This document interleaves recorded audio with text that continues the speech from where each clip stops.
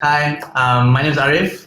I'm Josh, and we have received some of your questions, and we're going to answer them.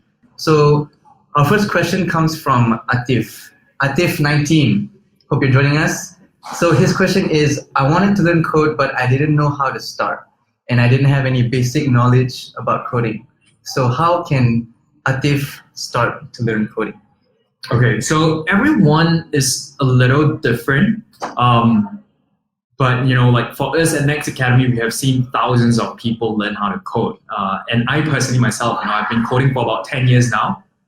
And I've also once been a beginner before. So I know what it's like, like you don't know where to start, even you go online, you search how to learn how to code. There's going to be a bunch of resources, and everyone has their own sort of recommendation.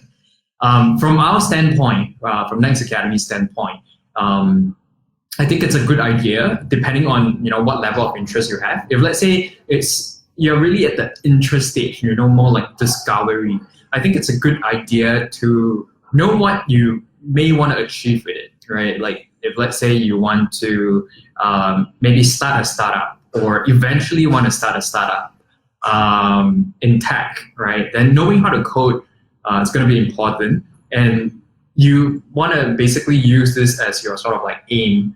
And then how you start, you can, I think the best approach is just go online, something simple, like go to codecademy.com, take a look at some of their basic tutorials, work through some of them. And if you feel like, actually this is pretty interesting and you want to dive deeper, then I would suggest looking for something that is more structured, a more structured course, be it online, part-time or full-time.